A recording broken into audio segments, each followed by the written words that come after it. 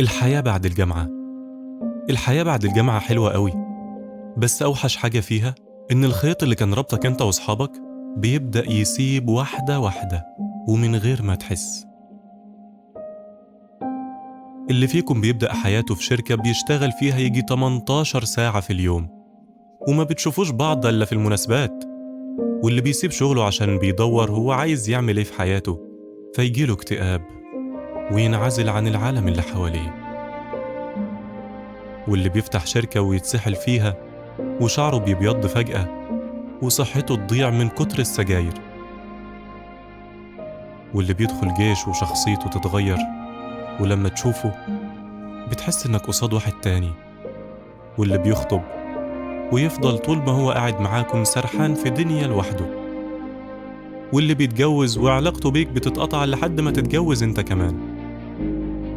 وفي طبعا اللي بيقرر ملوش عيش في البلد دي وبيسيبها لنا ويمشي، وكل ما يرجع أجازة تشوفه مرة ولا اتنين. بيفضل واحد كده أو اتنين من صحابك بتشتكوا لبعض وبتكلمهم في أي وقت تلاقيهم.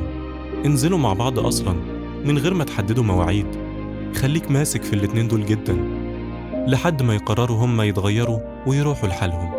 وإياك تلوم عليهم لو كلمت حد فيهم ولقيته مش فضيلك. طبيعي يكون مسحول في أي حاجة، زي ما ليك حق عند صاحبك إنك لما تحتاجه تلاقيه، هو كمان ليه حق عندك إنك تعذره. وعلى رأي اللي قال: لو سابه خليك انت آخر حد ساب.